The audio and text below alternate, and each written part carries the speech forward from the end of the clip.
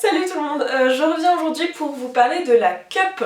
Vous êtes beaucoup à me l'avoir demandé, j'hésitais beaucoup depuis plusieurs mois à en parler parce qu'on a vu énormément de vidéos et d'articles de blog il y a maintenant quelques mois sur ce sujet-là, donc voilà, j'avais l'impression que tout avait été dit. Visiblement j'ai changé d'avis, n'est-ce pas, puisque je suis là. C'est surtout qu'en fait j'ai testé deux cups différentes et que je trouvais que c'était intéressant de vous en parler. Donc j'ai la Lady Cup et la Diva Cup. Je vais commencer par vous dire un peu ce que c'est que la coupe menstruelle, parce qu'il y a peut-être des personnes qui tombent là-dessus et qui savent absolument pas de quoi je parle. Ça ressemble à ça. Ce sont deux modèles très différents que j'ai dans les mains. C'est une coupe que vous glissez à l'intérieur de vous pendant vos règles, de manière à ce qu'elle récupère le sang de vos règles. Donc pour la mettre, c'est assez simple. Ou vous la pliez de cette façon-là, pour pouvoir la rentrer, et vous la rentrez comme ça, et ensuite vous la laissez s'ouvrir. Ou vous la rentrez sous forme de U, comme ceci. Vous la rentrez, vous la laissez s'ouvrir. Personnellement, je préfère la première méthode que je vous ai montrée parce que je trouve que de façon générale, la rentrée en forme de U, le risque c'est qu'elle reste comme ça à l'intérieur et qu'elle n'arrive pas à se déplier. Pour une raison que j'ignore, j'imagine que ça doit dépendre d'une morphologie à l'autre. L'endroit où vous la placez, c'est que vous la laissez légèrement dépasser. Ça veut dire qu'une fois qu'elle est bien mise en place, si vous touchez l'entrée du vagin, vous allez la sentir. Elle n'est pas assez loin pour pas que vous la sentiez, vous la sentez. Après, selon votre morphologie et selon comment elle se place parfois, elle pourrait se placer un peu plus loin, c'est bon aussi, et dans ce cas elle va être contre le col de l'utérus. Ça peut arriver qu'elle soit vraiment au fond et qu'elle soit près du col de l'utérus. Par contre, ce qu'il ne faut pas, c'est qu'elle soit calée derrière le col de l'utérus. Si elle est calée juste derrière, bah évidemment le sang va passer à côté. Donc il faut bien la placer, mais c'est pas dur de bien la placer parce qu'en fait c'est là qu'elle se met naturellement. Mais ça peut vous arriver si vous avez des fuites avec votre cup, posez-vous la question de si vous la positionnez correctement. Donc voilà pour les deux modèles que j'ai. Vous voyez du coup qu'il en existe de différentes formes et de différentes tailles. Celle-ci est une petite de la marque Diva Cup et celle-ci est une grande de la marque Lady Cup. La Diva Cup est un peu plus allongée et la Lady Cup est un peu plus large. Celle-ci est beaucoup plus souple. Vous voyez, pour la plier c'est plus facile, le bord est un peu moins épais. Moi j'ai coupé, les deux je les ai coupés. Quand vous les achetez, elles viennent avec une petite tige, donc vous pouvez décider de la couper ou de la laisser. Certaines personnes préfèrent la laisser pour pouvoir attraper la cup. Pour la retirer, c'est assez simple. Une fois que vous l'avez à l'intérieur de vous, vous allez devoir réussir à passer vos doigts. Donc deux possibilités, ou vous avez laissé un peu la tige, vous pouvez la tirer un peu avec la tige pour pouvoir attraper ensuite. Ou comme moi, vous n'aimez pas la sensation de la tige parce que la tige, vous pouvez légèrement la sentir quand vous vous asseyez par exemple. Donc moi c'est pour ça que je l'ai coupée. Et vous n'avez pas peur de mettre vos doigts pour aller la récupérer directement à l'intérieur de votre vagin et la pincer comme ça à l'intérieur pour pouvoir la retirer. Moi c'est ce que je fais. Je trouve ça plus pratique. Dans tous les cas, ce que je déconseille de faire, c'est de se servir uniquement de la tige pour l'enlever parce que vous risquez de la faire tomber et puis de balancer votre sang à peu près partout. La cup, vous pouvez la placer le matin et la vider seulement le soir. Vous pouvez la garder jusqu'à 12 h, donc il n'y a aucun problème. Et vous effrayez pas, vous perdez en fait pas assez de sang pour pouvoir remplir la cup entièrement. Pour ma part, j'ai un stérilet au cuivre, donc c'est connu pour rendre des règles particulièrement abondantes. Et le premier jour de mes règles, donc enfin le deuxième, pour moi c'est le deuxième, où mes règles sont les plus abondantes, je la vide en milieu de journée parce que c'est le moment où c'est le plus abondant et c'est presque plus pour me rassurer qu'autre chose parce qu'en fait quand je la vide en milieu de journée, elle est remplie à moitié. Donc voilà. Pour la vider c'est assez simple, il faut donc la retirer et ensuite vous la rincez et vous la remettez. Donc il faut avoir un lavabo à proximité, mais dans la mesure où vous pouvez la porter toute la journée sans aucun problème, vous pouvez très bien la mettre le matin chez vous tranquille sous la douche par exemple, et la vider le soir quand vous êtes rentré chez vous et vous avez un lavabo à portée de main. Donc c'est plutôt très pratique.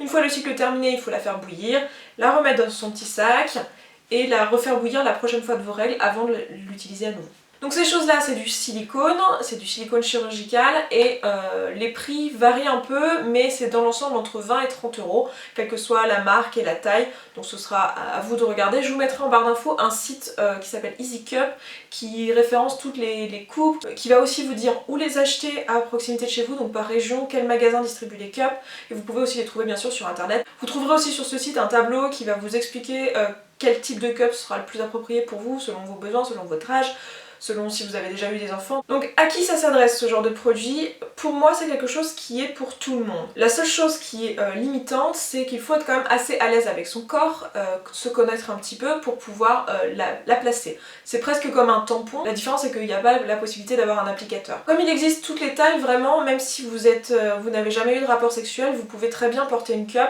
Donc pour moi c'est vraiment une méthode qui s'adresse à tout le monde. Après il faut être conscient quand même que ça peut demander un peu de pratique.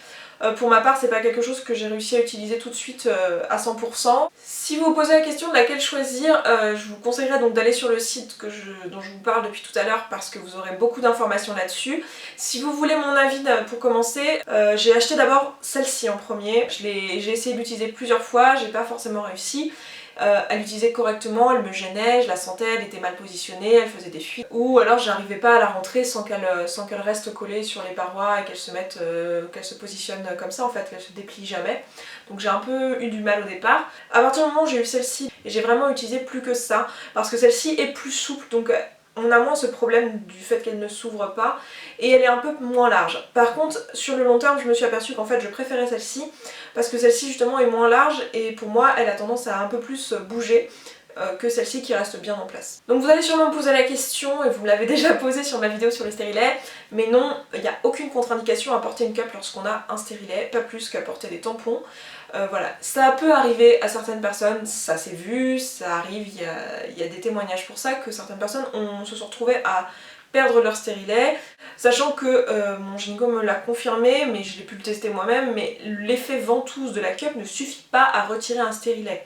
Ce qui peut se passer, c'est que si votre stérilet est un peu mal positionné ou qu'il bouge, pour X raisons, enfin il y a plusieurs choses qui peuvent faire que votre stérilet bouge, peut-être qu'à terme, effectivement, porter en plus une cup, ça va peut-être le faire bouger, mais c'est que votre stérilet à la base a besoin d'être replacé de toute façon. Si votre stérilet est correctement placé, l'effet ventouse de la cup ne suffit pas à retirer un stérilet. Donc les avantages à la cup, premièrement c'est le prix. Sur le long terme ça revient beaucoup moins cher que de porter des tampons ou des serviettes parce qu'une cup ça peut durer 10 ans, enfin c'est ce qui est recommandé mais je suis certaine qu'on peut l'utiliser bien plus longtemps que ça va dépendre de... Enfin de toute façon vous allez bien vous rendre compte si votre silicone est abîmé ou non. L'autre avantage c'est les odeurs. Puisqu'en fait ce qui fait que les règles ont une mauvaise odeur, c'est pas le sang en lui-même mais c'est l'oxydation avec l'air. Donc comme à aucun moment vous avez votre sang qui est en contact avec l'air puisque en fait il est stocké à l'intérieur de vous, et bien vous n'avez pas de mauvaise odeur, ce qui est quand même plutôt agréable. L'autre avantage c'est l'hygiène. C'est une méthode qui est très hygiénique parce qu'en fait elle évite tout simplement les manipulations. Vous n'avez pas à manipuler quelque chose en rapport avec vos règles plusieurs fois dans la journée. Vous avez juste à la placer une fois le matin et l'enlever le soir et la vider le soir. Vous pouvez même la garder la nuit sans aucun problème. Elle va pas se renverser ou je ne sais quoi. Vous pouvez la porter la nuit. Mais du coup le fait d'éviter les manipulations ça rend aussi la chose un peu plus hygiénique. Le seul truc c'est que vous pouvez avoir besoin de la changer dans la journée. Comme je vous disais, moi ça m'arrive une fois d'avoir besoin de la vider dans la journée, une fois pendant mes règles. Et honnêtement quand je suis à l'extérieur et que j'ai pas de lavabo à proximité, je le fais comme ça quand même et j'essuie juste avec du papier toilette. Alors je sais qu'il y en a qui vont crier au scandale et qui vont trouver ça dégueulasse. Faut pas non plus être parano si vous avez, enfin je sais pas, vous passez pas le sexe de votre partenaire au Karcher à chaque fois que vous allez avoir des rapports sexuels avec lui.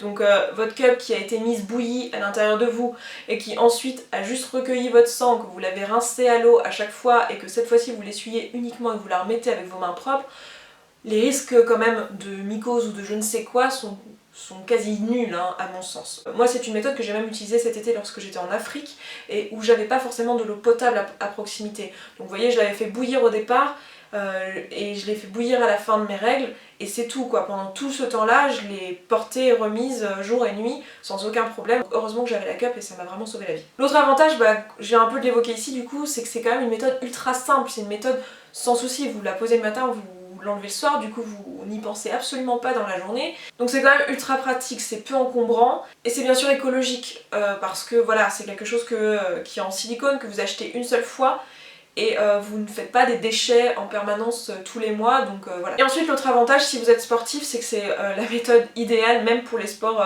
et surtout pour les sports aquatiques, puisque avec un tampon vous allez avoir le tampon qui va gonfler à l'intérieur de vous, alors qu'avec une cup vous allez être tranquille, vous pouvez faire des ponts, des machins, vous pouvez vous mettre à l'envers, enfin il y a aucun problème, elle va pas se renverser, je le répète encore une fois parce que c'est une question qu'on a souvent, mais elle va pas se renverser, voilà, elle est dans votre vagin donc même si l'effet ventouse est pas là, elle va pas bouger, enfin voilà, le sang va pas se barrer quoi. Moi je sais que je rechignais un peu avant à faire du sport lorsque j'avais mes règles parce que c'était inconfortable, je portais des serviettes hygiéniques, je supportais pas les tampons, donc voilà, j'ai beaucoup de mal à tenir un tampon et en plus de ça les sécheresses dues au tampon m'était très désagréable.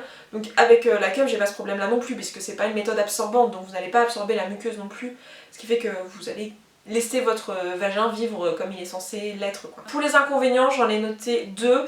Le premier c'est la nécessité de l'apprentissage, il faut un petit peu de temps pour s'y habituer. Alors pas pour tout le monde, il y a des filles qui arrivent tout de suite très bien du premier coup. Moi il m'a fallu un peu de temps, je sais que je suis pas la seule, donc c'est quelque chose dont il faut avoir conscience, il faut être un peu patiente au départ et prendre un peu de temps pour vraiment s'y habituer, prendre le coup de main. Parfois on peut laisser tomber et en avoir marre et se dire que c'est pas pour nous un peu trop vite, alors qu'en fait il faut un petit peu persévérer. Et le deuxième inconvénient que je mettrais, c'est que parfois ça peut être inconfortable. Moi il y a des fois je ne sais pas pourquoi, il y a des fois selon comment elle se place ou je sais pas, peut-être je sais vraiment pas pourquoi, mais il y a des fois où je la sens lorsque je suis assise, alors que les autres fois je vais pas du tout la sentir, absolument pas. Je vais même parfois manquer d'oublier de la vider en fait le soir parce que j'ai oublié que j'avais ma cup et que j'avais mes règles en ce moment. Donc voilà, c'est une méthode que je recommanderais à tout le monde. S'il y a des choses qui vous paraissent pas claires, n'hésitez pas à aller sur le site, mais par exemple les raisons du type oui en fait c'est pas écologique parce que c'est du silicone et du coup c'est issu de la pétrochimie, nanana. N'hésitez pas à aller sur le site, il y a des réponses à ces questions-là parce que je peux pas parler de tout. Et aussi la réponse à la question que vous allez peut-être vous poser sur la toxicité de la cup. C'est pas du tout toxique, je vous laisserai aller voir, pareil sur le site, tout est bien expliqué. Donc voilà, n'hésitez pas si vous avez d'autres questions, je vous laisse là. J'espère que cette vidéo vous aura aidé, que vous l'aurez trouvée intéressante. Et voilà, je m'arrête là et je vous dis à demain pour une prochaine vidéo. Et d'ici là, prenez soin de vous. Ciao. Pour vous parler du stérilet ou du dispositif intra-utérin, intra-utérin, non, utérin, oui c'est ça. Ah ouais, utérin. Un coup de vieux. Voilà, Wow. donc ça c'est toi dans 10 ans. Et toi dans 10 ans, bah, tu seras en train de faire des vidéos sur internet qui seront vues par des milliers de personnes. Sur YouTube, je sais pas si... Enfin... Ouais attends, là t'es en quelle année? T'es en 2006? Non...